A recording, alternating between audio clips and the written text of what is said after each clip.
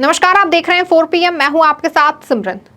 अगले 5 साल के लिए देश को अब एक नई सरकार मिल चुकी है। प्रधानमंत्री नरेंद्र मोदी ही हैं और सरकार भी एनडीए की ही है। लेकिन इस बार की सरकार पिछले 2 बार की एनडीए सरकार में काफी अलग है। इसीलिए इस बार काम भी पिछली 2 बार से अलग तरीके से होंगे। फिलहाल नई सरकार के मंत्रियों ने अपनी अपनी जिम्मेदारियां भी आज संभाल ली हैं और अब कार्य सुचारू रूप से चलना शुरू हो जाएगा। लेकिन 5 साल बाद हुए लोकसभा चुनावों के नतीजों को लेकर समीक्षाएं अभी भी लगातार जारी हैं और अभी अपने अपने तरीके से ये बताने का प्रयास कर रहे हैं कि ये नतीजे किसके लिए किस तरह से हैं और इन नतीजों के पीछे क्या वजह रही। वैसे देखा जाए तो इस बार के नतीजों से सभी खुश नजर आ रहे हैं। सत्ता पक्ष खुश है क्योंकि वो इस बार फिर सत्ता में लौटा है, तो वहीं विपक्ष भी खुश है जिसने नरेंद्र मोदी का अहंकार तोड़ दिया और 400 पार तो दूर, भाजपा अकेले 272 के पूर्ण बहुमत के आंकड़े तक भी नहीं पहुंच पाए और उसे गठबंधन की खिचड़ी सरकार चलानी पड़ी, जिसके 5 साल तक चलने और मोदी के 5 साल तक प्रधानमंत्री रहने की भी संभावनाएं नहीं है। इस बार के नतीजों में सबसे चौंकाने वाले नतीजे रहे हैं देश के सबसे अधिक लोकसभा सीटों वाले राज्य उत्तर प्रदेश के, क्योंकि जिस उत्तर प्रदेश में पिछले लगभग 7.5 साल से बीजेपी सत्ता में है और भारी बहुमत के साथ जीत कर आती है और पिछले 2 लोकसभा चुनावों में भी पार्टी को उत्तर प्रदेश से भारी जीत मिली है, उस उत्तर प्रदेश में बीजेपी को इस बार भी एक बड़ी जीत की उम्मीद थी। यही कारण था कि बीजेपी ने यहां 80 में से 70 सीट जीतने का लक्ष्य रखा था, जबकि पिछले चुनाव में भी बीजेपी ने 62 और एनडीए ने 64 सीटों पर जीत हासिल की थी। इसीलिए यूपी से इस बार उम्मीदें लगाना बीजेपी का बनता था। लेकिन जब नतीजे सामने आए तो भाजपा को उत्तर प्रदेश से तगड़ा झटका लगा है। यहाँ पर इंडिया गठबंधन ने कमाल कर दिया और शानदार प्रदर्शन किया है। नतीजों में यूपी में बीजेपी यहाँ सिर्फ 33 सीटों में सिमट कर रह गई।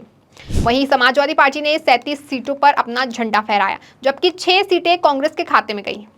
इस तरह से इंडिया गठबंधन ने कुल 43 सीटों पर फतह हासिल की। उत्तर प्रदेश में मिली हार, या यूं कहें कि उत्तर प्रदेश का ये प्रदर्शन भाजपा के लिए सबसे ज्यादा चिंता की बात है, क्योंकि यूपी को बीजेपी अपना गढ़ समझती है और इस प्रदर्शन के बाद अब सीएम योगी की भी कुर्सी पर खतरा मंडरा रहा है। लेकिन इस बीच लगातार यही सवाल उठ रहे हैं कि आखिर यूपी में बीजेपी की इस दुर्गति की वजह क्या है।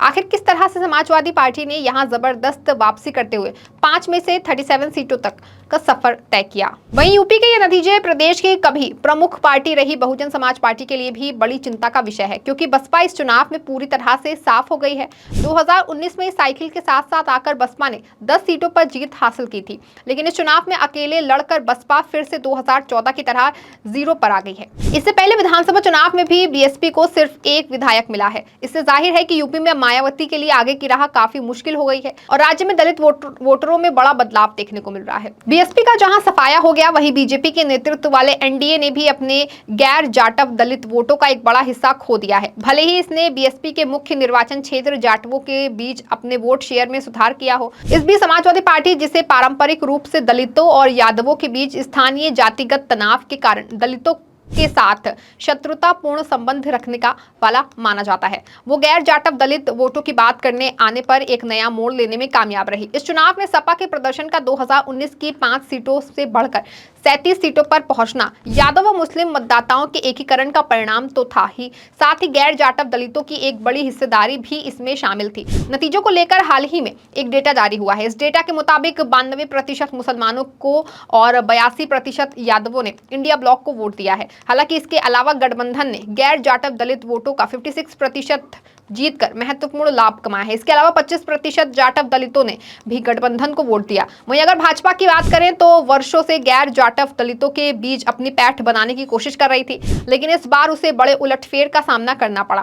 भाजपा के नेतृत्व वाले एनडीए को गैर जाटव दलितों का केवल 29% वोट मिला, जो 2019 में जीते गए 48% से काफी कम है। हालांकि पिछले लोकसभा चुनाव के मुकाबले एनडीए ने जाटवों के बीच अपने वोट शेयर में सुधार किया है। 2019 में उसे जाटवों का सिर्फ 17% वोट मिला था, जबकि 2024 में उसका वोट शेयर बढ़कर 24% हो गया। वहीं बसपा ने दशकों में पहली बार अपने वोट शेयर को सिंगल डिजिट में सिमटते देखा।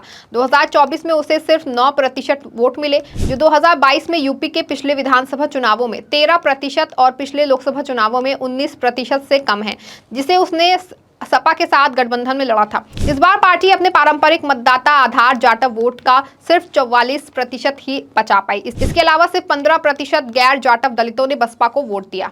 उत्तर प्रदेश के नतीजों से ऐसा लगता है कि सपा प्रमुख अखिलेश यादव द्वारा पिछड़े दलित अल्पसंख्यक यानी पीडीए गठबंधन बनाने की कोशिश जमीनी स्तर पर कारगर साबित हुई। पार्टी के पास पारंपरिक रूप से मुस्लिम यादव मतदाता आधार रहा है, लेकिन इस बार सपा ने 32 ओबीसी जिसमें केवल 5 यादव थे, 16 दलित, 10 उच्च जाति के उम्मीदवार और 4 मुसलमानों को टिकट देकर अपना आधार बढ़ाने का प्रयास किया। यूपी में 17 आरक्षित निर्वाचन क्षेत्रों में सपा की सीटें पिछले चुनाव में 0 से बढ़कर इस चुनाव में 7 हो गई। इस बीच बसपा और भाजपा की सीटें 2019 में 2 और 15 से घटकर क्रमशः 0 और 8 हो गई। कांग्रेस और चंद्रशेखर आजाद की आजाद समाज पार्टी ने आरक्षित निर्वाचन क्षेत्रों में एक सीट जीती। हालांकि अखिलेश यादव ने चतुर रणनीति अपनाते हुए फैजाबाद और मेरठ जैसी गैर आरक्षित सीटों पर भी दलित उम्मीदवार उतारे।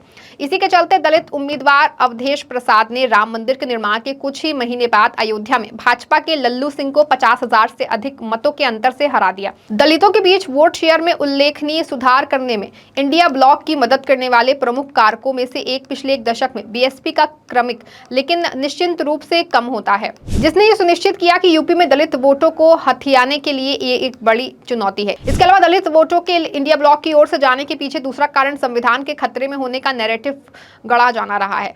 ये डर दलितों के मन में गहराई तक समा गया कि 400 पार की कहानी ने उसमें ये इतना डर पैदा किया क्योंकि भाजपा ने 400 से ज्यादा सीटें जीतने के लिए कोई तर्क संगत स्पष्टीकरण नहीं दिया था और अखिलेश यादव और राहुल गांधी ने इस अवसर का फायदा उठाया। सपा कांग्रेस ने प्रभावी ढंग से ये डर फैलाया कि भाजपा बाबा साहेब अम्बेडकर के संविधान को ध्वस्त करना चाहती है। यही कारण रहा कि संविधान पर खतरे को लेकर दलितों ने नैतिक भय पैदा हो गया और जिसका नतीजा था वो सीधा लाभ जो है वो इंडिया गठबंधन को मिला। इससे इतर विधानसभा चुनाव में भी सपा की सीटों में बढ़ोतरी होने से ये स्पष्ट हो गया कि सपा की ओर हवा बन रही है, लेकिन बीजेपी की ओर से इधर कोई ध्यान नहीं दिया गया। इसका खामियाजा पार्टी को लोकसभा चुनाव में करारी हार के साथ भुगतना पड़ा। पूर्वी उत्तर प्रदेश में दलितों के बीच मध्यम वर्ग सरकारी नौकरियों के जरिए बनता है। इस मोर्चे पर भाजपा सरकार के प्रदर्शन ने दलितों में निराशा की भावना पैदा कर दी है क्योंकि उन्हें कोई सरकारी नौकरी नहीं मिल रही है, जिससे उनके ऊपर की ओर बढ़ने की संभावना बाधित हो रही है। संविधान में बदलाव का डर ही शायद एकमात्र कारण था जिसकी वजह से दलितों का वोट इस बार सपा की तरफ चला गया। सपा के अलावा भाजपा को कांग्रेस से भी ये कड़ी चुनौती मिली है और कांग्रेस का रिवाइवल आने वाले समय में भी बीजेपी के लिए मुश्किलें खड़ी कर सकता है। रायबरेली से राहुल गांधी को 4 लाख वोटों से मिली जीत, वो भी बिना किसी तैयारी के, एक बड़ा संदेश देती है। यही बात अमेठी में भी रही। नामांकन के अंतिम दिन गांधी परिवार से बाहर के एक कार्यकर्ता ने बीजेपी की फायर ब्रांड ऐसे लीडर को हराया जो 10 सालों से लगातार क्षेत्र में खाक छानती फिर रही थी। उल्लेखनीय है कि स्मृति ईरानी की हार भी कोई छोटी मोटी नहीं है। करीब 1,65,000 वोटों से हारी हैं वो चुनाव। कांग्रेस उत्तर प्रदेश में कई ऐसी सीटें जीत गई जहां से कोई नेता चुनाव लड़ने को तैयार नहीं था। ये केवल समाजवादी पार्टी के सहयोग की बदौलत नहीं हो सका था। इस बात को बीजेपी जितनी जल्दी समझ लेती उससे उतना ही फायदा होगा। 2024, 2019 और 2014 के चुनावों में बीजेपी और कांग्रेस में जिन सीटों पर सीधी फाइट हुई उनकी स्ट्राइक रेट देखिए कि कैसे कांग्रेस का फिर से रिवाइवल हो रहा है। 2024 में पूरे देश में बीजेपी कांग्रेस के बीच 286 सीटों पर सीधी लड़ाई हुई। बीजेपी ने 180 सीटों पर जीत दर्ज की और 62.90% स्ट्राइक रेट रहा, जबकि कांग्रेस ने रिकॉर्ड 83 सीटें जीती और स्ट्राइक रेट 29% रहा था। इसी तरह 2019 में बीजेपी कांग्रेस के बीच 374 सीटों पर सीधी लड़ाई हुई। बीजेपी ने 257 सीटों पर जीत दर्ज की और 68.70% का स्ट्राइक रेट रहा। कांग्रेस सिर्फ 31 सीटें ही जीत सकी और 8.30% स्ट्राइक रेट रहा। साल 2014 में बीजेपी कांग्रेस के बीच 370 सीटों पर सीधी लड़ाई हुई और बीजेपी ने 236 सीटों पर जीत दर्ज की। कांग्रेस सिर्फ 36 सीटें ही जीत पाई। बीजेपी का स्ट्राइक रेट 63.80% रहा, जबकि कांग्रेस का स्ट्राइक रेट 9.70% रहा। फिलहाल यूपी में मिली हार भाजपा के लिए काफी चिंताजनक है और साथ ही केंद्र की नई एनडीए सरकार और प्रदेश की योगी सरकार के लिए भी आने वाले वक्त में यूपी को बचाए रखने की एक बड़ी चुनौती होगी, क्योंकि यूपी से इतने खराब प्रदर्शन के बाद अब प्रदेश के सीएम योगी आदित्यनाथ की कुर्सी भी संकट में आ गई है, क्योंकि उनके वैसे भी गुजरात लॉबी से रिश्ते कुछ खास नहीं है। वहीं नतीजों के बाद तो अब योगी के तेवर भी ढीले पड़ने तय हैं। फिलहाल देखते हैं कि आगे क्या होता है। इस खबर में फिलहाल बस इतना ही। ऐसी तमाम राजनीतिक खबरों के लिए बने रहें और देखते रहें 4PM। धन्यवाद।